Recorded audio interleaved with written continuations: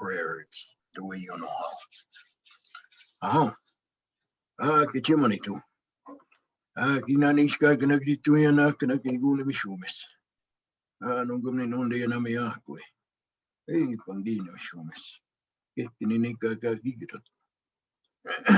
No government on the Richmond Pandini Mishumis. Today, Creator, I want to ask some blessings for all our individual people that are here today. All humans, Mishumis. You're the only one that knows how to look after us.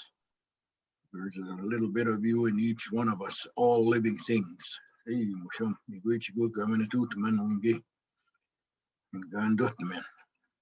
thank you for listening. Thank you for looking after us. Thank you for watching over each and every one of us, all our families, all our friends, relatives. Hey, today I want to ask for a good session. Good things to happen come out of this meeting.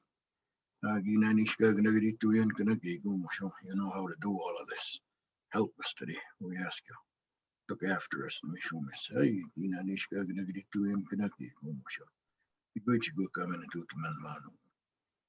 Ask you to put a blessing on each and every one of us in the circle here.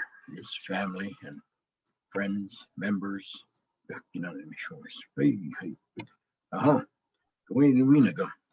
want to sing a prayer song, and we'll reflect on all the good things Creator has given us in this world.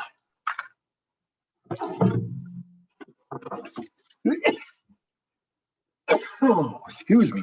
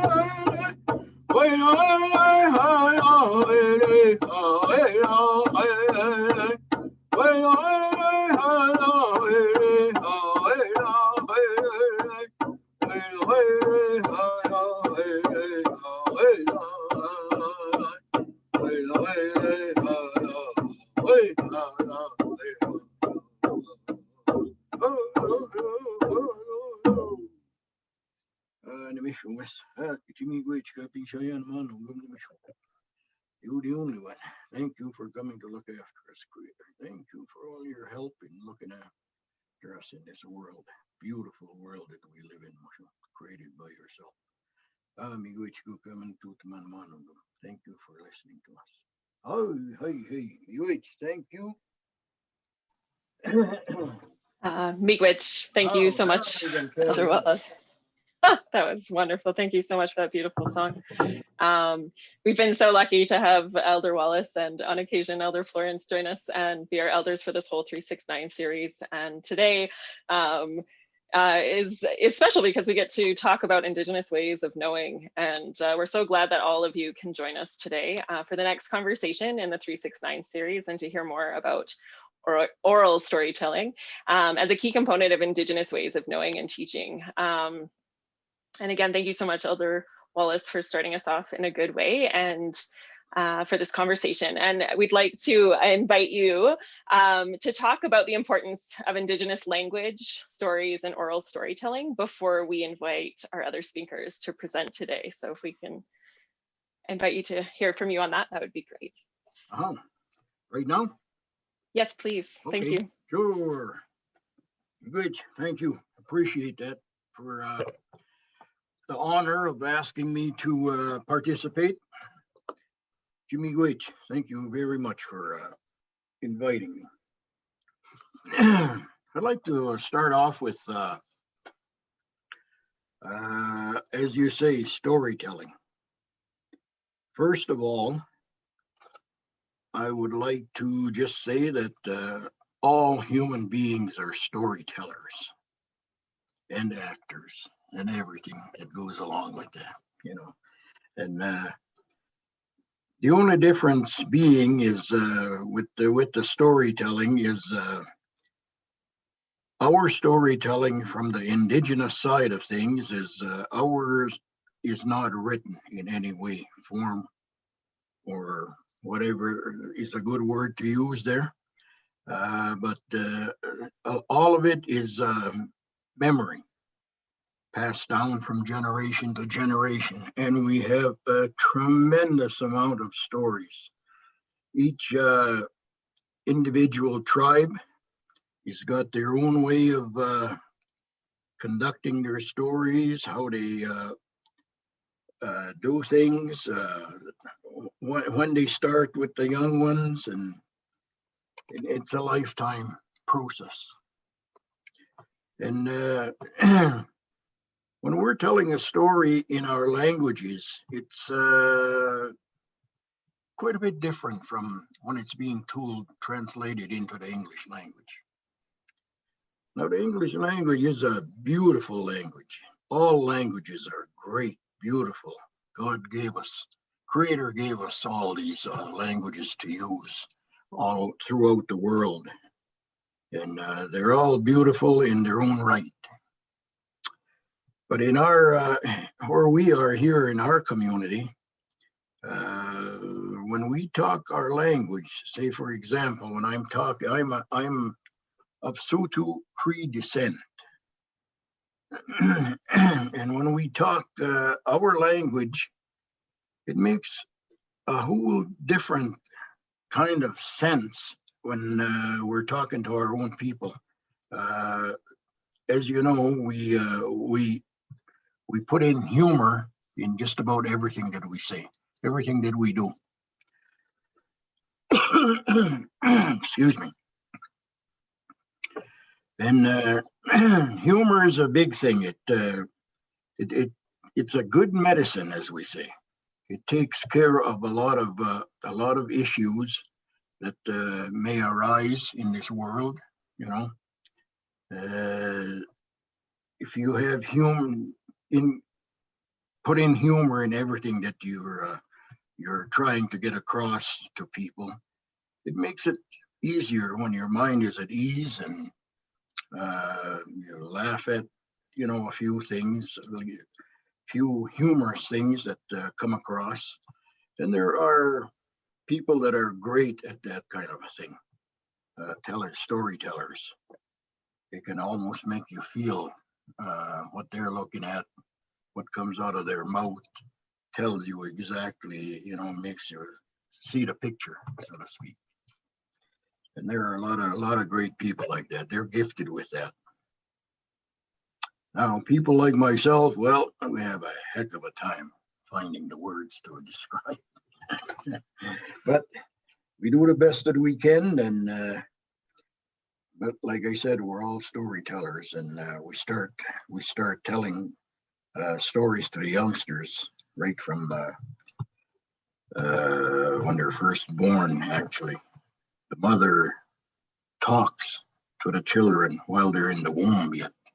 And she plays the music and looks after, gets them started in that manner, so that when they come into the world, they're already started. They understand the language, They understand the songs, they understand the beat of the drum, and so on and so forth. And that goes on throughout our lifetime. There we have powwows that we attend. We have other ceremonial things that we do, and just about everything is ceremonial. Goes right down to even birthdays in our family. We light the smudge and smudge everything before we eat and do things. All the gifts and whatnot at a birthday party, smudged first and blessed. So in our way, that's what we do throughout our lifetime, and it keeps us grounded. We're people of the earth. We look after our people, our humans, our human beings, family especially first, and then so on and so forth.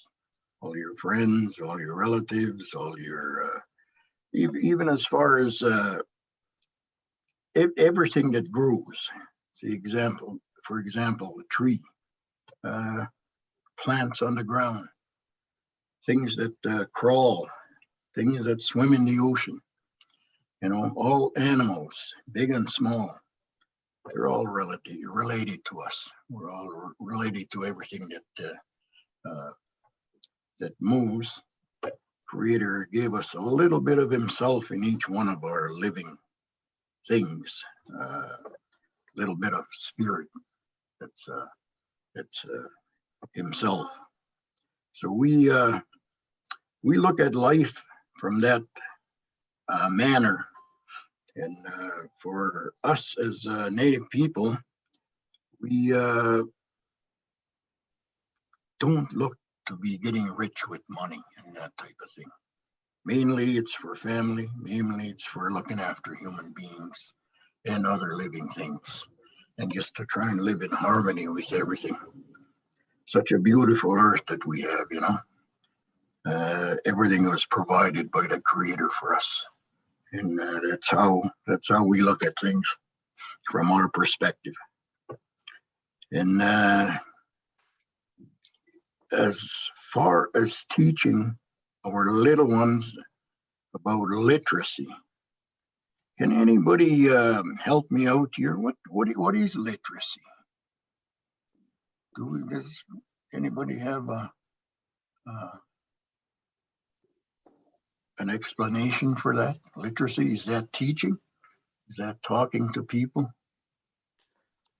Meadow, I wonder how you would define it, if you can speak to that. Yeah, literacy. As far as I'm concerned, I guess what it means to me is that it's the way we communicate with our little ones and business people and that type of thing. Anyway,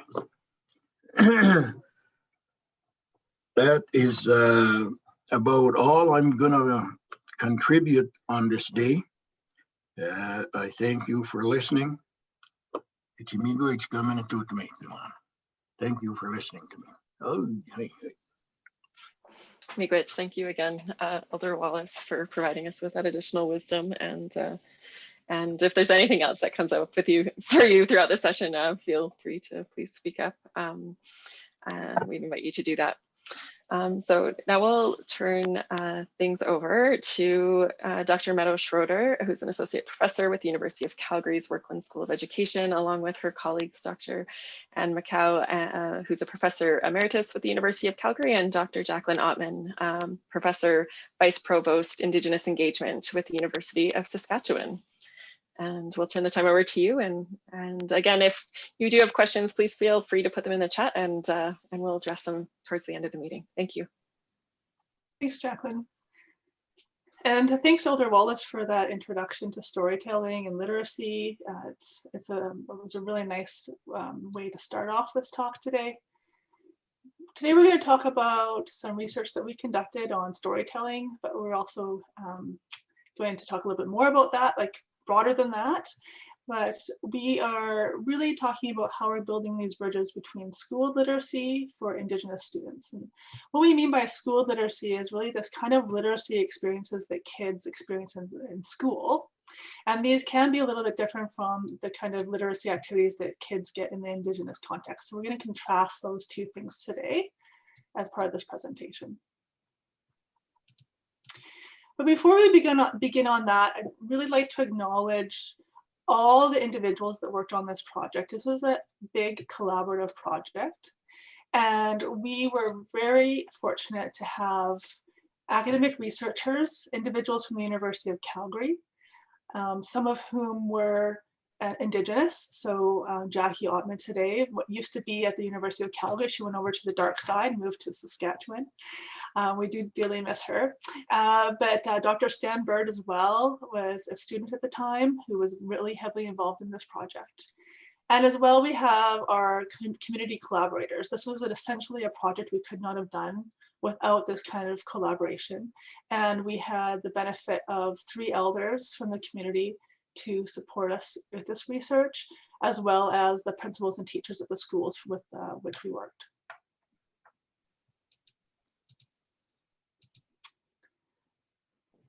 So in this presentation today, we're going to start off with talking about this universality of stories, this idea of, and Elder Wallace spoke a little bit about this, right? Every culture has stories. And then what happens when these stories are silenced in a culture? And the reasons why we're promoting this idea of change. And then we'll move into our research and what we did in this research and give you the details about that. And then finish off with some conclusions, some limitations of the research, and then ideas for where to next.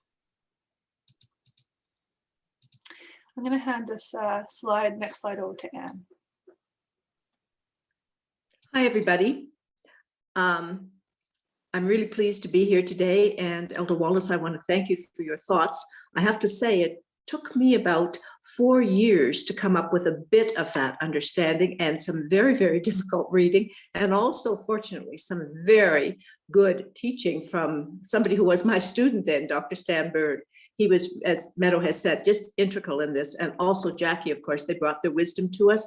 Sometimes it was hard for me to understand it, having a Western woman's mind, and it was really a mind expanding experience for me.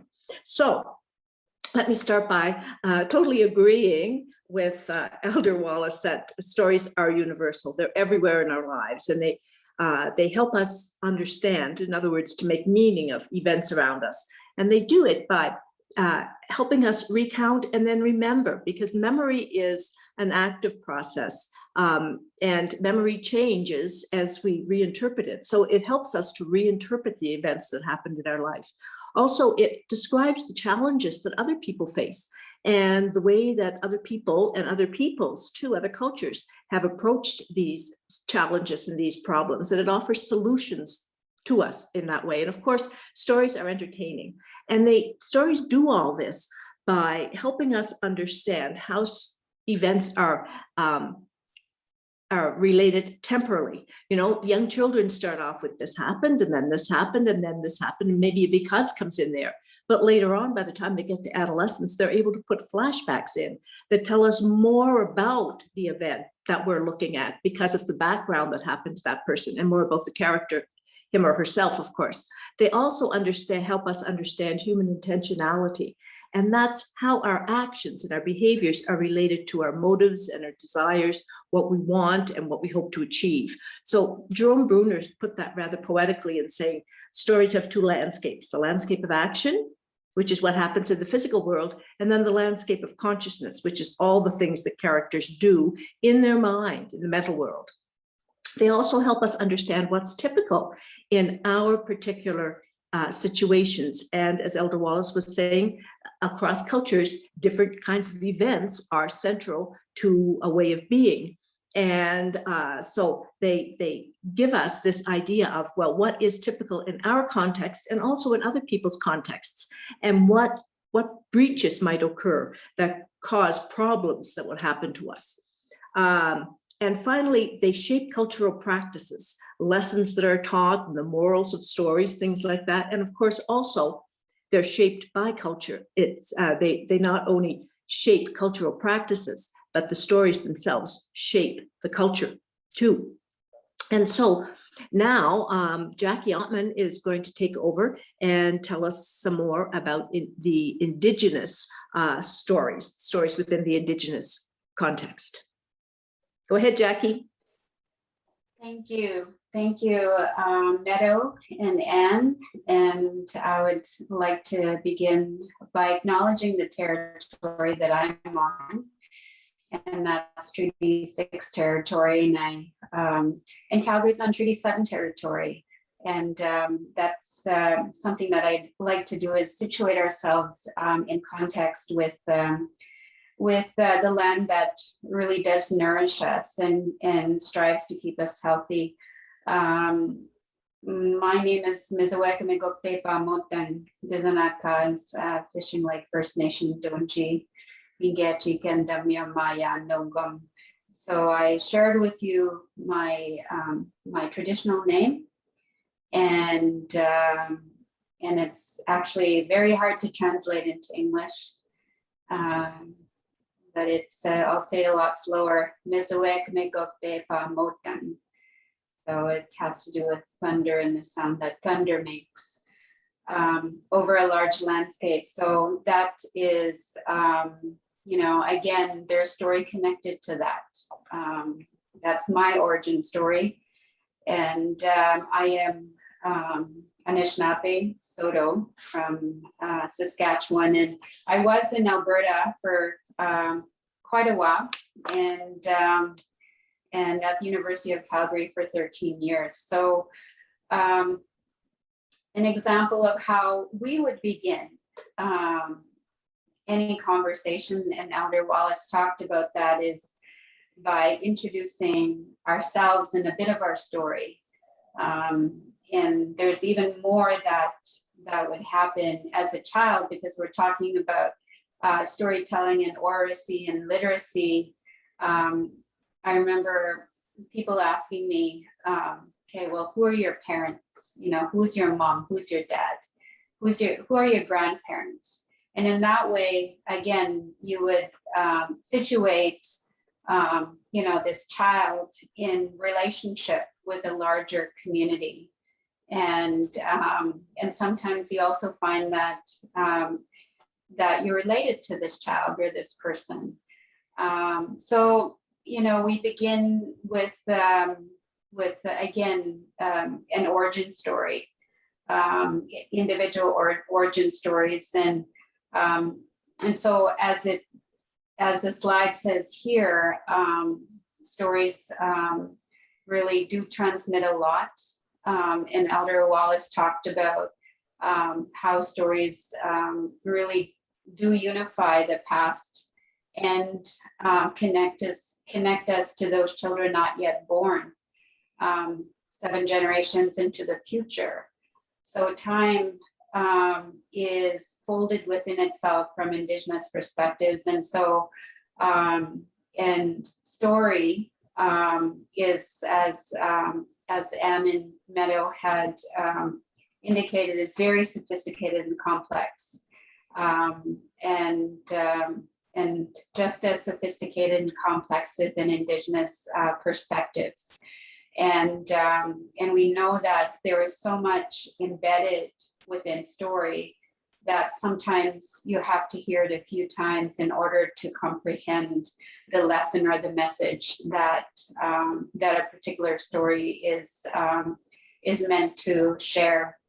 And so again, you know, story in that sense is a living entity in terms of all that I've just communicated.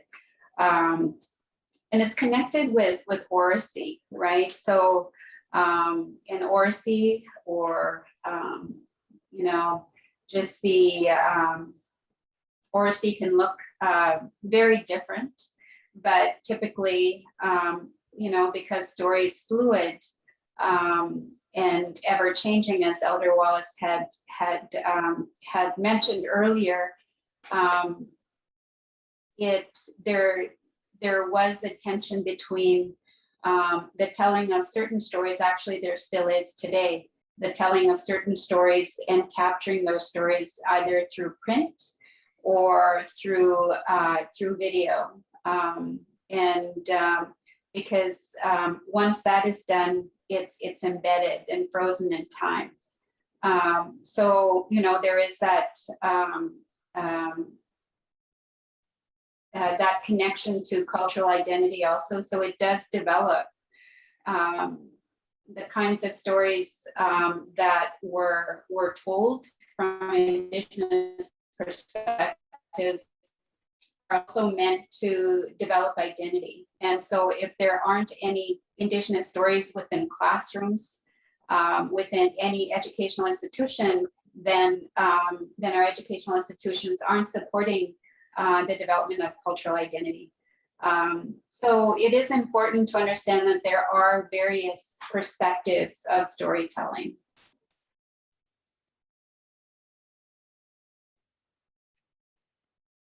I think this is mine too, right?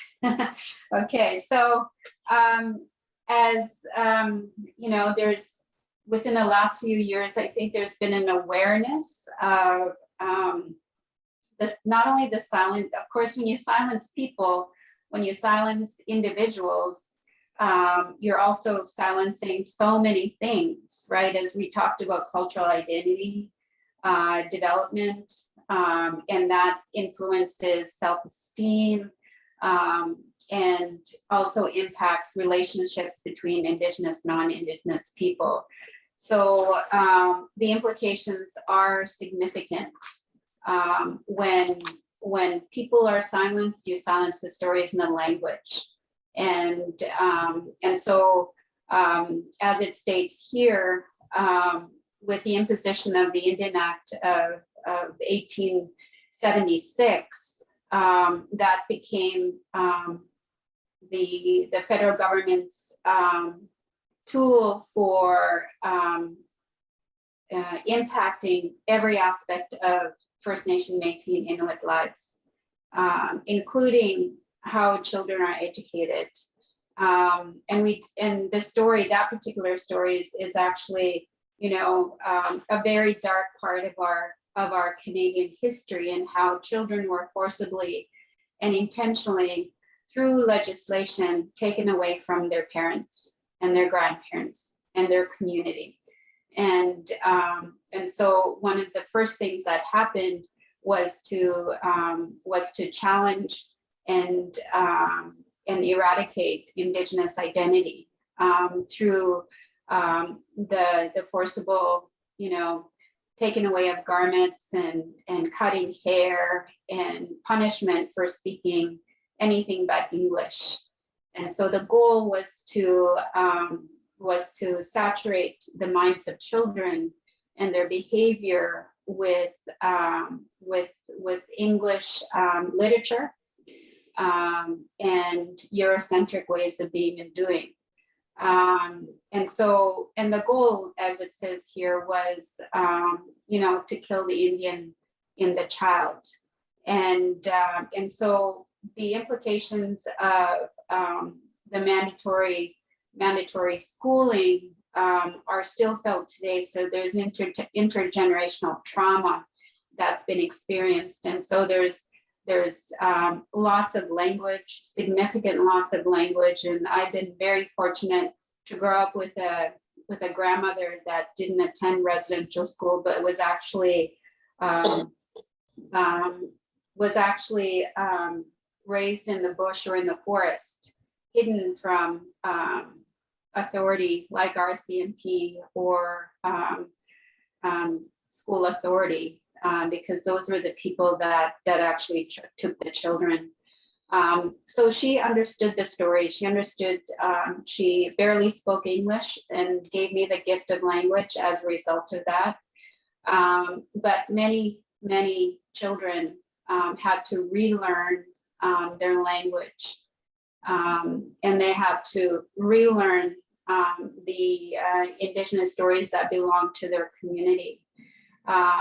And a lot of people don't know that the Indian Act also was very intentional in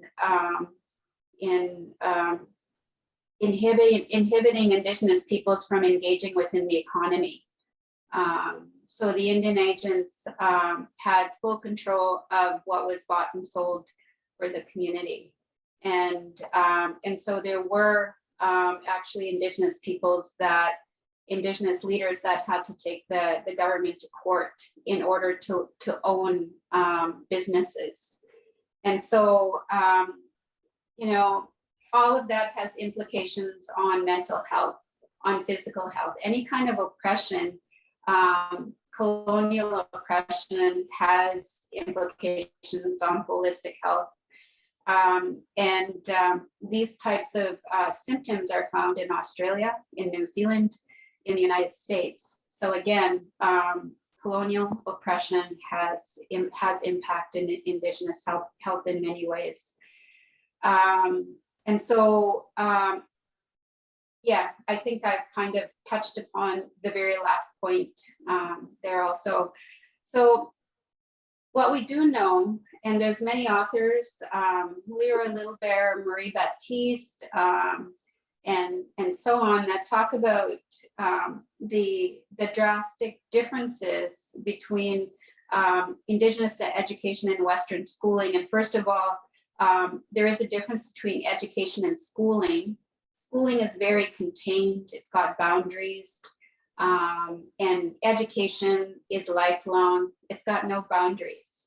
And so, you know, how could these two concepts be weaved within our educational institutions? They seem very, you know, binary, and you know, there's different values and emphasis, and you can see there is a strong emphasis on intellect and print within Western schooling, as stated here, and Indigenous peoples, most Indigenous communities understand that strength is strength and gifting really is, you know, there's multiple forms of gifting, and that's something that we understand today.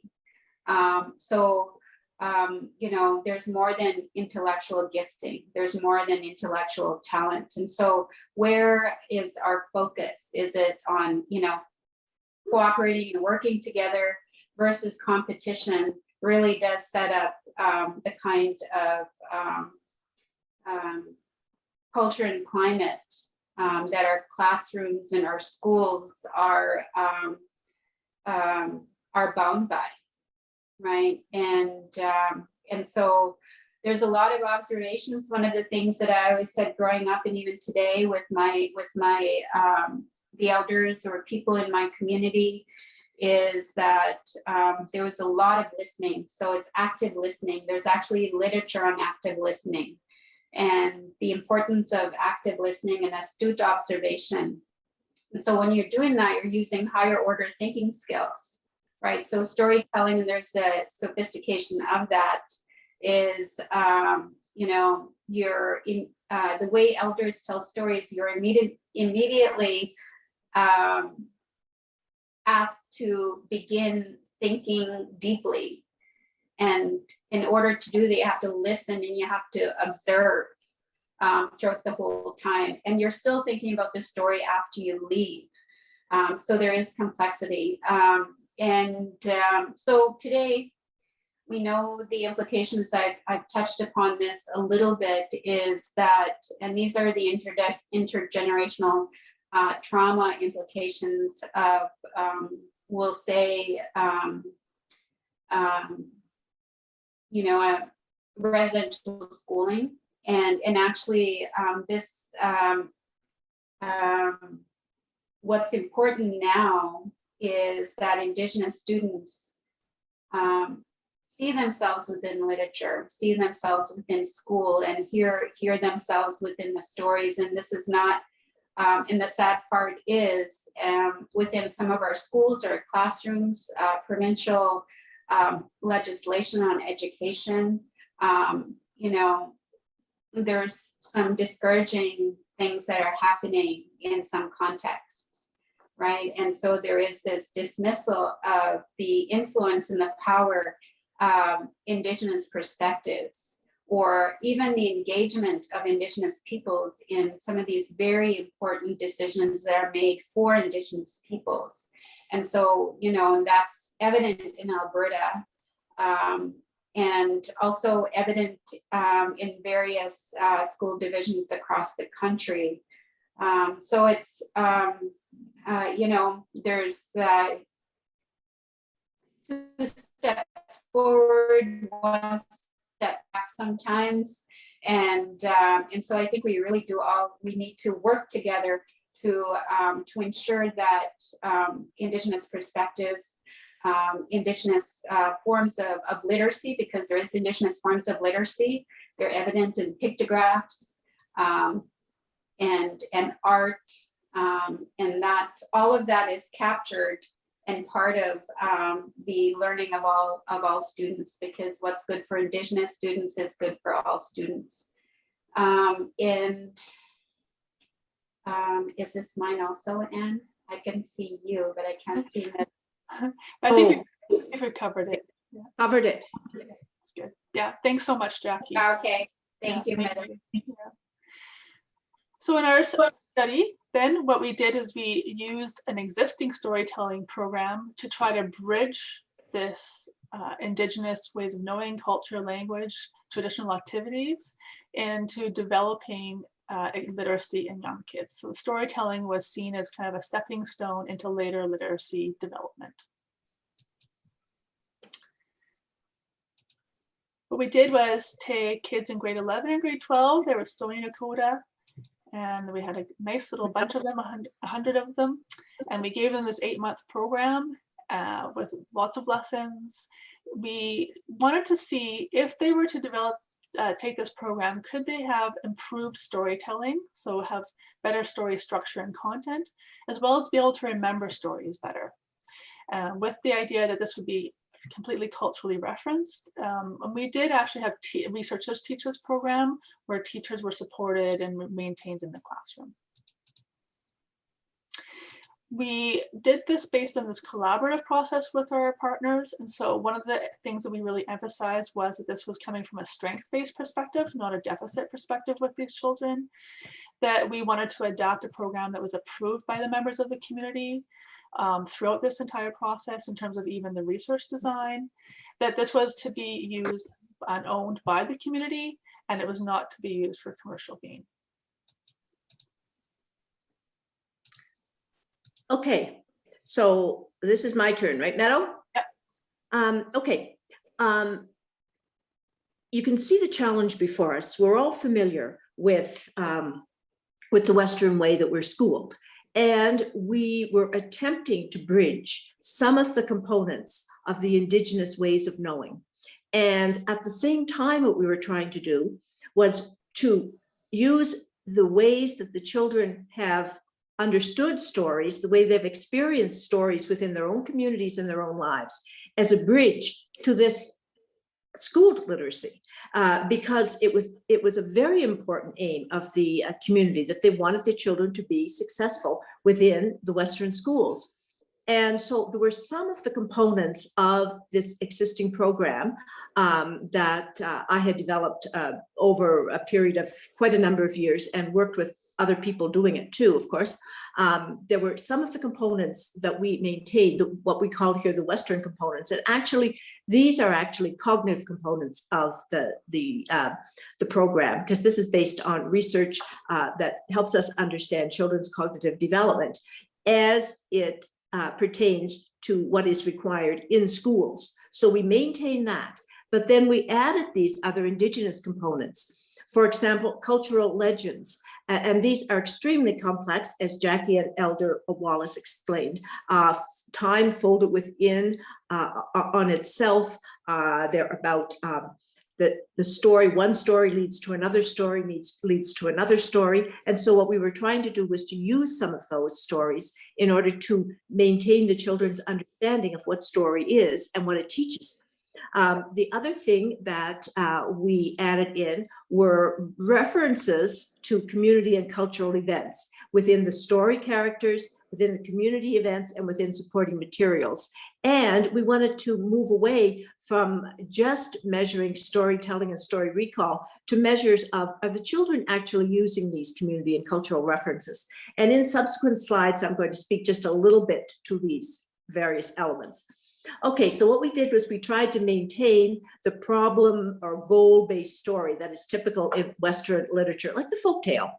And we also used what we call conceptual mnemonics. We're all familiar with mnemonics, like I before E except after C, and every good boy deserves fudge. But this is a memory aid that will help children understand what their story, what their concept of story is, and then to build on that. So we started off with this type of little line representation because we gave the kids stories, not only in words, not only in written words and oral words, but also in pictures. So we had the events mapped out in what we call a story frame. And this deals with all the actions. And this one, a little girl is happy. It's a beautiful day. She goes through the woods smelling flowers. All of a sudden a bee comes up. Oh, what's her internal state going to be? She's scared or sad. And so she runs away, and then she gets her sister to help her. She gets her sister to come back with her. And her sister says, don't worry, don't be scared of bees, because bees make honey. So those are the actions. The actions occur in the physical world, and then there are these mental states. Okay, we also maintained the developmental sequence that had been identified once again in schooled literacy. So these are the elements we maintained from the previous program, because we're trying to ensure that the children are moving into the requirements and moving toward managing the requirements of the school literacy program.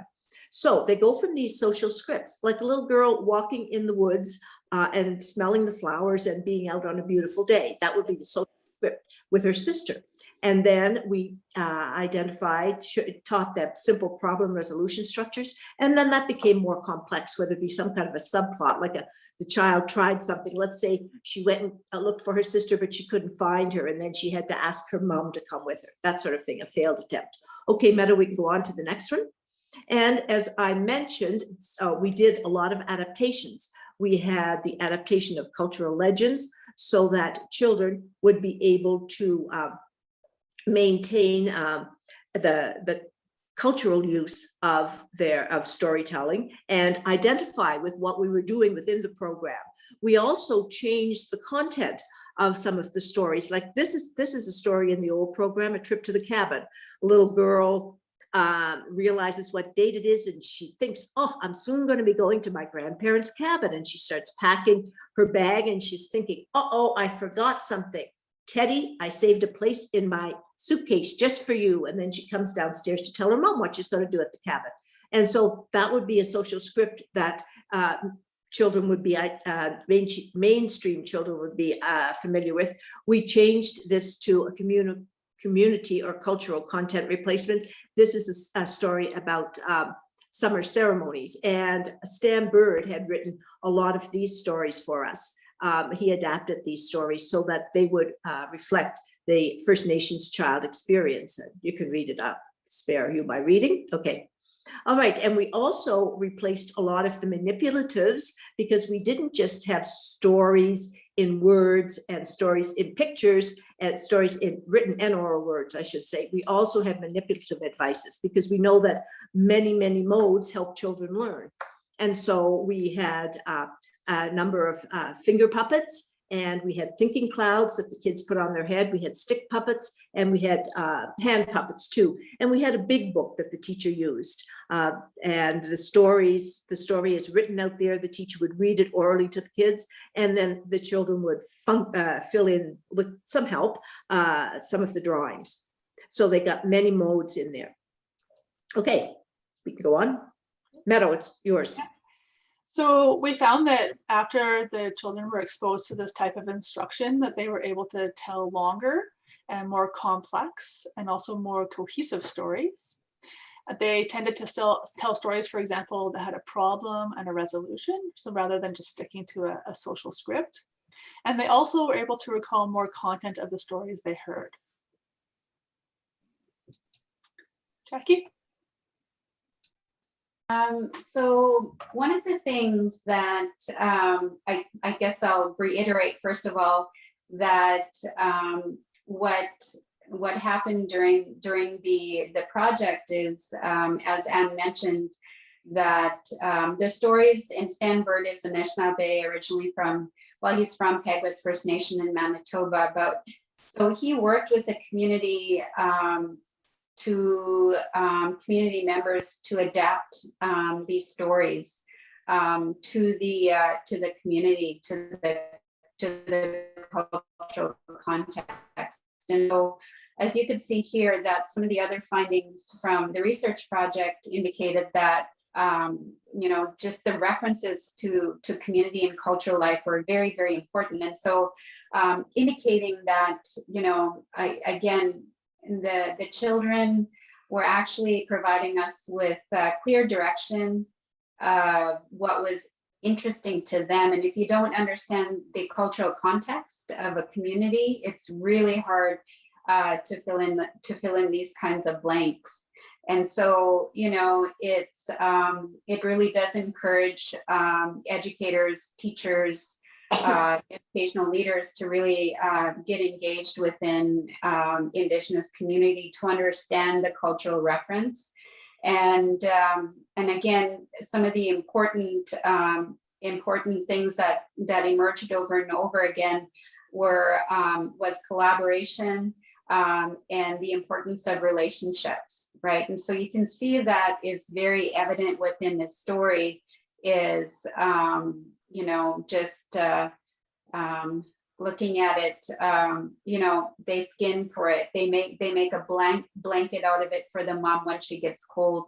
And she, Lisa, likes sitting down with her mom, and her mom covers her in the blanket too. And so you know, when you sit with children, they tell us a lot about themselves and how the community or their parents really do nurture their holistic being. And so, you know, the development of stories like this, I think, is very important. And so this is something that I mentioned again a few times throughout the presentation. It is so important in developing literacy programs, not only to emphasize oracy or storytelling, but to collaborate with Indigenous communities in developing those stories, and also again to bring in Indigenous content, which does provide you know, different perspectives, important perspectives to Indigenous students, and these are something that non-Indigenous educators I think need to become familiar with. And very, very important again is you know, just to scaffold instruction, right? And just to build upon the learning upon itself. And so this study again was a strong example of that. And the limitations, you know, today I think there's we have a lot of work to do yet. And so we, other than probably in Indigenous communities, in general, our Indigenous students are still learning the predominant Western storytelling structure. And of course, you know, there's gaps within the mandated provincial curriculums. And in this study, it was a small sample. It's at one community. It was, we had amazing support from the community and the school. And so today, so it wasn't a longitudinal study, so we're not really sure where the literacy rates are with the students that we worked with. And also, we don't know if the, you know, to what extent the classroom teachers are using the program. Thanks, Jackie. There we go. Yeah, that was a whirlwind. So we're just going to open it up, I think, for questions or comments from the group. Thanks so much, Anne and Jackie. I'd be really interested in hearing Elder Wallace's comments. Elder Wallace, can we invite you to comment on that? Would you like to do that?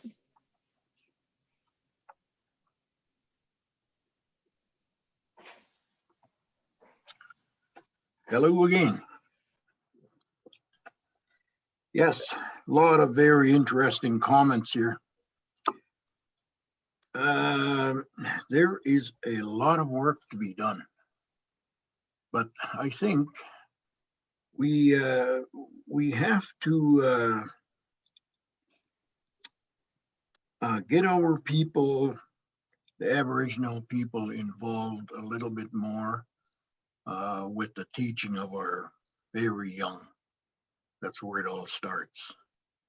Because when we start in our family, take for example, we've got a great grandson that just came to us about 6 months ago. And like I said before, we started teaching him right off the start. His mother started teaching him in the womb in regard to speaking, also native music like drumming and native songs, that type of thing. So you got him going early in life. Now, as he comes over to our place, I'm teaching him from my perspective, the way I think that he should be hearing things, listening, you know. And I sing songs, I talk to him in my language, and same with my older grandsons. I have two of them that live with us full time. They're now 10 and 11 years old. And we teach them the same type. Right from the start, we started showing them who they were, what the language is all about, what the ceremonies are about, all the different things that we attend, ceremonial things like powwows, sweats, just everything. Try to keep them involved as much as possible.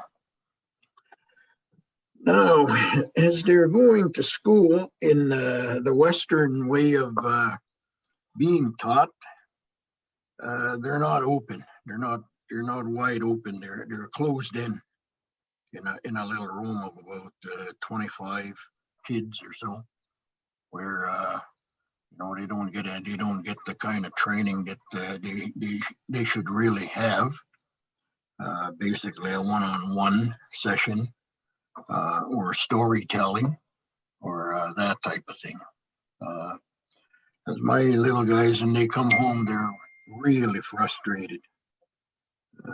They are not happy whatsoever with the way things are going on in school, and they have a lot of I guess it would be prejudice going on with the other children also. So they come home complaining about that in and sometimes very, very harsh ways. And you know, we try to explain to them how to go about looking after themselves in a manner that's going to be good for everybody. But still, they run into these things, and every day they come home, you know, at this age, we're still teachers for little ones. And so that goes on and on and on. And I understand that they're not being taught anything positive about Aboriginal peoples in the classrooms. So that really bothers me. I like to turn to my young people like Jackie Jackie educated young individuals that have a good handle on the Western way of education.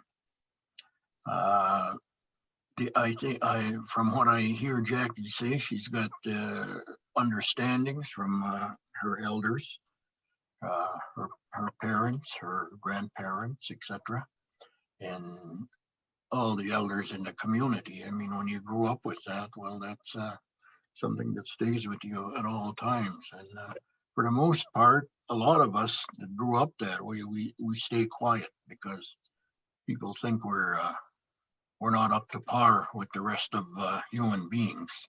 If, you know, nobody takes interest in how we speak, interest in how we conduct ourselves, interest in how we look, you know, that type of thing. So we have a lot of work to do in that regard. I always mention that we are so far behind in the intellectual side of the Western way of thinking. But that's kind of a natural thing too, because we learn from the land. We're land people, and our understanding is from the heart. When we teach from the heart. And you know, a lot of this, I notice a lot of the kids are doing a lot of swearing and saying a lot of bad words and that type of thing. My little guys come home doing the same thing. They copy, you know, whatever the other ones are doing. So I mean, this is kind of a ridiculous thing that we need to address in some manner. But if everybody else is doing it, how do you teach your children? You know. So, but all we can do from our perspective is shoot them and talk to them and do the right thing. If they follow that and pick it up, great. We must have done something right. And if not, and they follow the other way, a lot of our people do end up in being incarcerated and that type of thing, and you know, broken families. So, and I think it all starts from basic education, the way the children are raised and the way they are brought up and schooled and taught. But anyway, my thoughts. Thank you for that. Thank you for listening. Miigwech. Miigwech, thank you again, Elder Wallace. Paxton, I know you're going to maybe launch into some other questions, so I'll let you take that from there. Sure, yeah. And Jackie, Anne, and Meadow, whoever would like to speak up in regards to the questions. But the first one is, in storytelling, how many generations do you typically go back? And if anybody of the participants from the community has discussed that. We go all the way back to, I talked about individual origin stories, and for me, that was the day that I was born, but we go as far back as creation. So, yeah, right from the beginning. And so, and there's not one creation story. If you listen to Mohawk, Haudenosaunee, and Mi'kmaq, and you know, the Anishinaabe and the Stolo nations, there's very beautiful creation stories, and so that's how far back we go. And there is definitely, it's important to be teaching our Indigenous, our urban Indigenous children, you know, stories. There was one study that I was a part of, and that was an inner city school in Saskatoon, and they had this is a public school, a 98% Indigenous student population. It was an elementary school. And so what they did is in their assemblies, or their school gatherings, they would focus on a particular nation, whether it was Cree, whether it was Soto, whether it was Nakota or Dakota or Lakota. And so there was always that, and that's something we do at the University of Saskatchewan through my office, is we recognize the diverse Indigenous populations that we have. And we draw people in to tell those stories. We draw people in to translate in all of those languages. So I think what was done historically within this context is that, there was a focus on Cree and Michif. And so what we're doing is we're having a Saskatchewan-wide focus and drawing in all of those other languages, because again, we want our Indigenous students who come from various locations, not only in Saskatchewan, but for them to see themselves within the university in one way or another. And you can take that into any school or organizational context. Thank you, Jackie.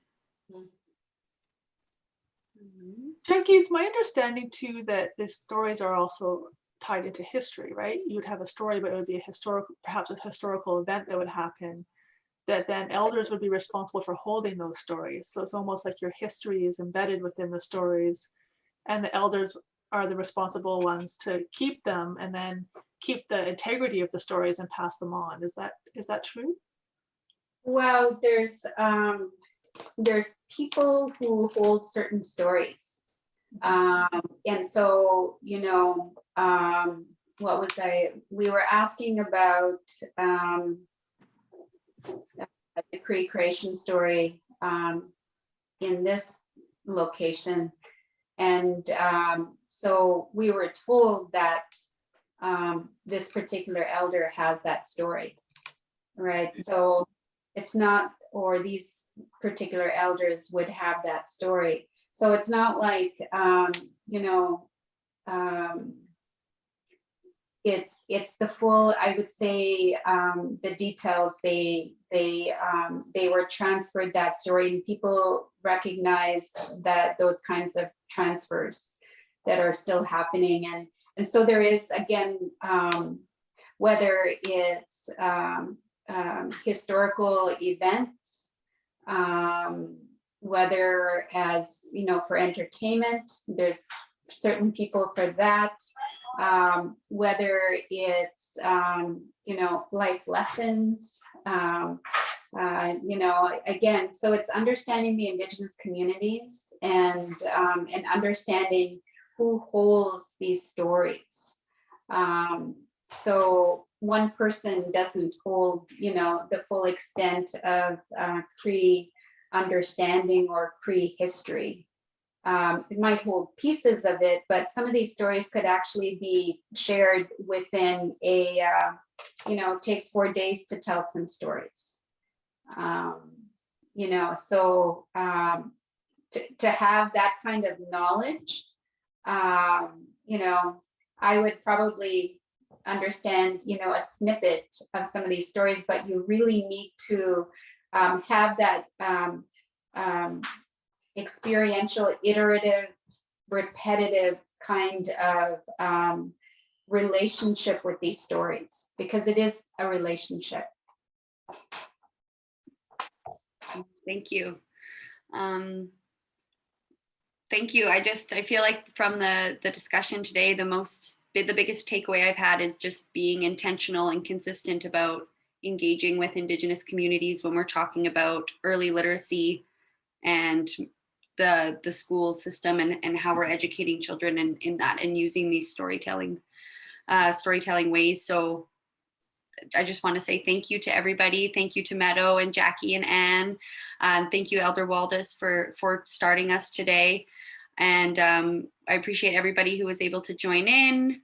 We just want to say thank you very much for attending, and be sure to, we'll send out a thank you note again with our upcoming sessions.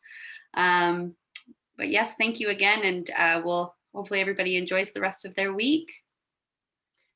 Thank you for having us, Paxton. We appreciate the invitation. Thank you for the invite, and hope everybody has a beautiful day and have a good future. Thank you, Elder Wallace. Thank you, everyone. Thank you. So grateful.